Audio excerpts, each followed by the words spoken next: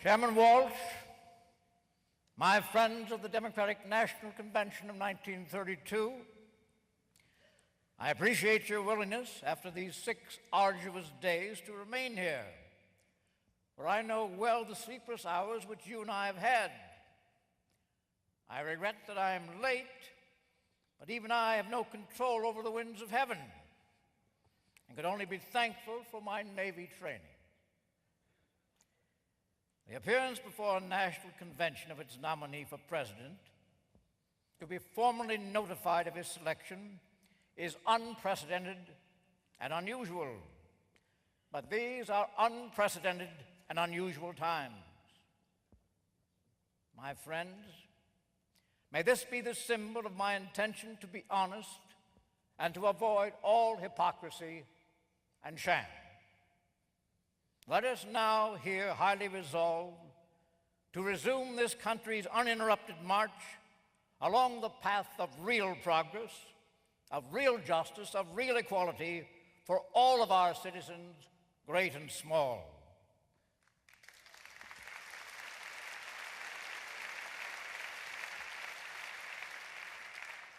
Our indomitable leader in that interrupted march is no longer with us. But there still survives today his spirit. Many of his captains, thank God, are still with us to give us wise counsel. Let us feel that in everything we do, there still lives with us, if not the body, the great, indomitable, unquenchable, progressive soul of our Commander-in-Chief, Woodrow Wilson.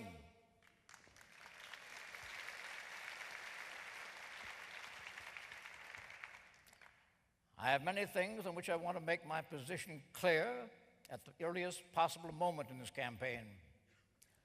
That admirable document, the platform which you have adopted, is clear, and I accept it 100%.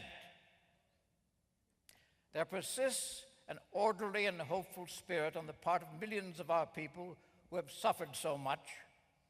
To fail to offer them a new chance is not only to betray their hopes, but to misunderstand their patience. To meet by reaction that danger of radicalism is to invite disaster. Reaction is no barrier to the radical. It is a challenge, a provocation. And the way to meet that danger is to offer a workable program of reconstruction. And the party to offer it is the party with clean hands.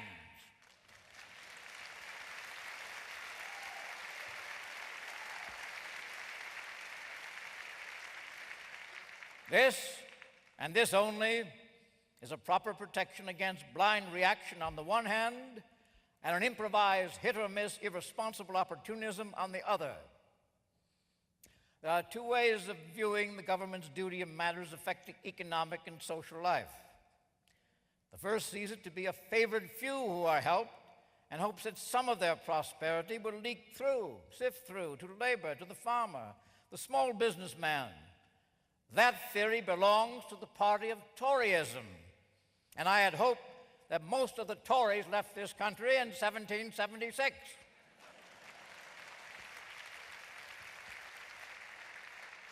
But it is not, and never will be, the theory of the Democratic Party. This is no time for fear, for reaction or timidity. Here and now, I invite those nominal Republicans who find their conscience cannot be squared with the gropings and the failure of their party leaders to join hands with us here.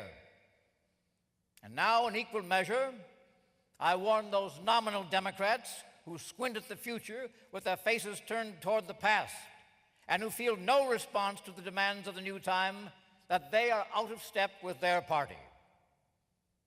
Yes, The people of this country want a genuine choice this year, not a choice between two names for the same reactionary doctrine. Ours must be a party of liberal thought, of planned action, of enlightened international outlook, and of the greatest good for the greatest number of citizens.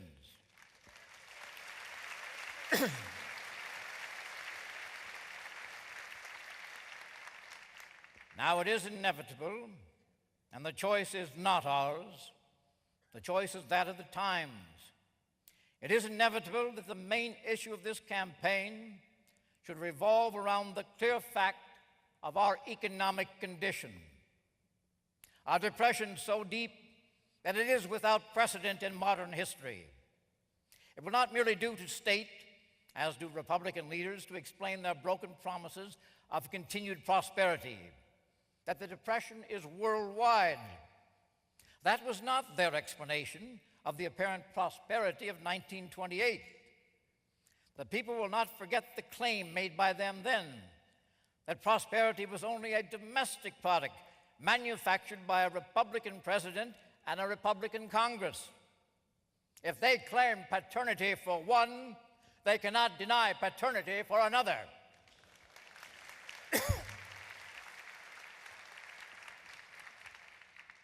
I can't take up all the problems today, but I want to touch on a few that are vital. Let us look a little at the recent history and at simple economics, the kind of economics that you and I and the average man and woman talk. In the years before 1929, we know that this country had completed a vast cycle of building and inflation. For 10 years, we expanded on that theory of repairing the wastes of the war, but actually expanding it far beyond that, and also far beyond our natural and normal growth.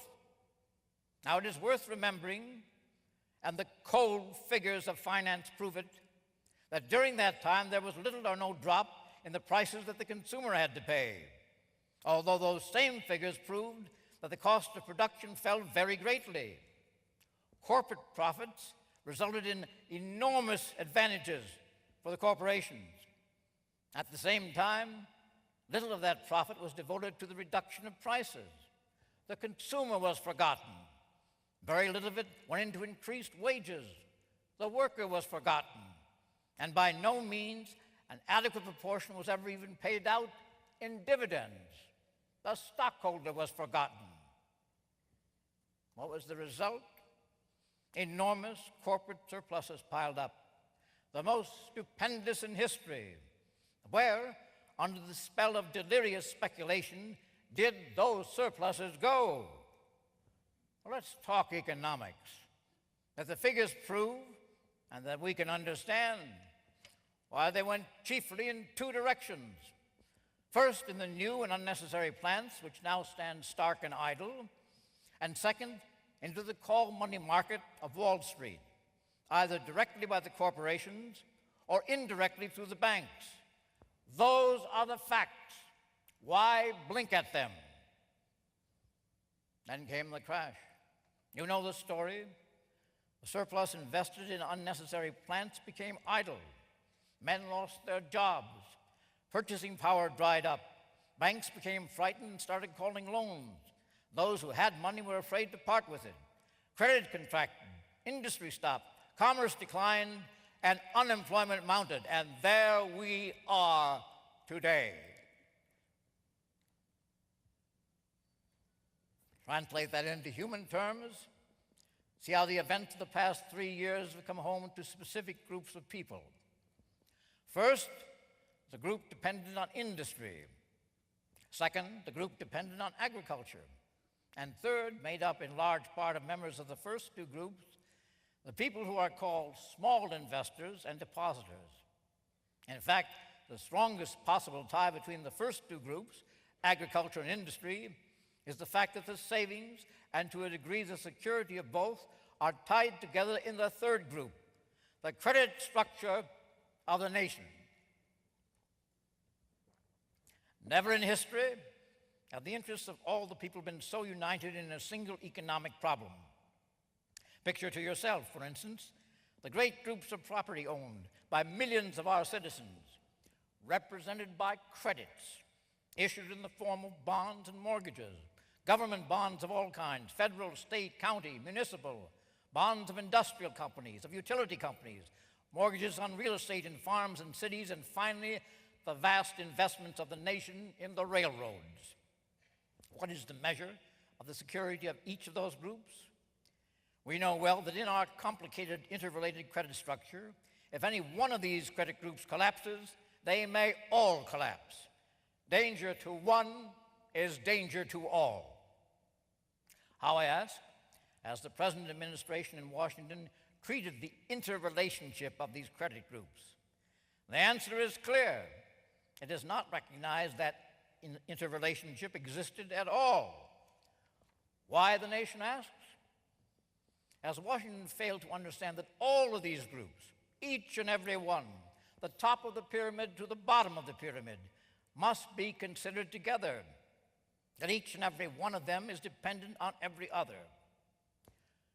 And talking about setting a definite example, I congratulate this convention for having had the courage fearlessly to write into its Declaration of Principles what an overwhelming majority here assembled really thinks about the 18th Amendment prohibition. This convention wants repeal, your candidate wants repeal, and I am confident that the United States of America wants repeal.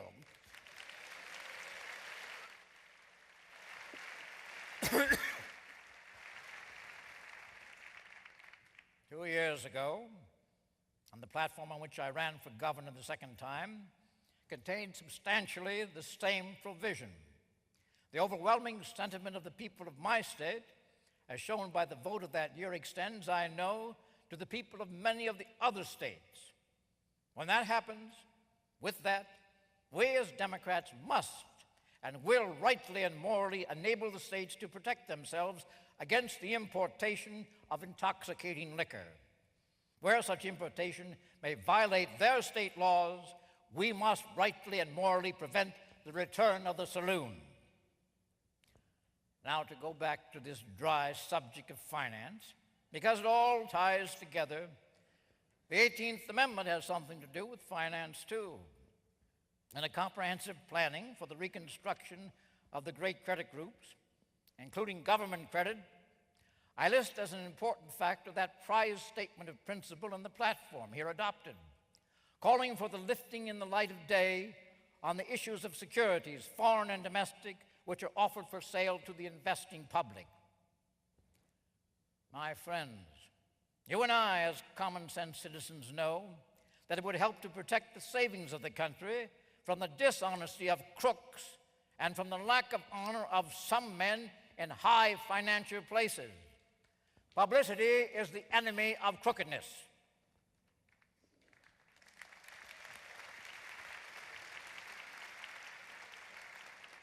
I myself have important duties as governor of a great state, duties in which these times are more arduous and more grave than at any previous period. Yet I feel confident that I shall be able to make a number of short visits to several parts of the nation.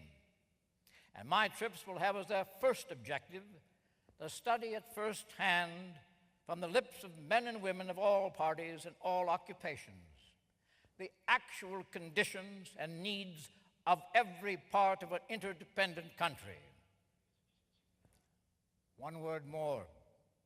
Out of every crisis, every tribulation, every disaster, mankind rises with some share of greater knowledge, of higher decency, of purer purpose. Today we have come through a period of loose thinking and descending morals, an era of selfishness, of individual men and women, and of whole nations.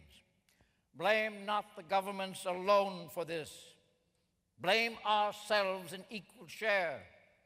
Let us be frank in acknowledgement of the truth that many amongst us have made obeisance to mammon, that the profits of speculation, the easy road without toil, have lured us from the old barricades.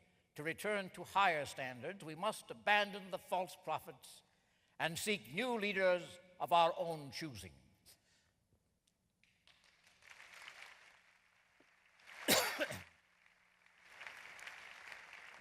Never before in modern history have the essential differences between the two major American parties stood out in such striking contrast as they do today. Republican leaders not only have failed in material things, they have failed in national vision, because in disaster,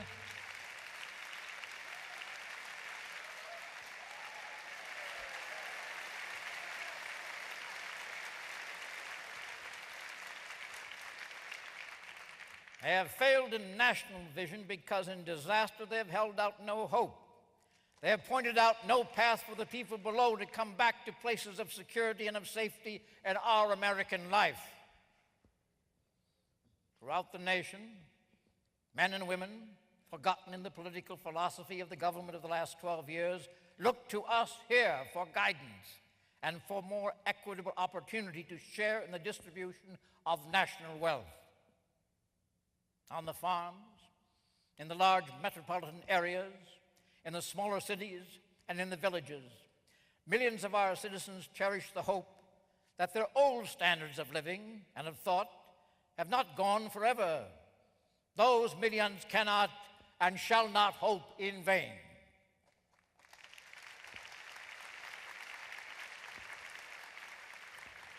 I pledge myself to a new deal for the American people. Let us all here assembled constitute ourselves prophets of a new order of competence and of courage. This is more than a political campaign. It is a call to arms. Give me your help, not to win votes alone, but to win in this crusade to restore America to its own people. Thank you.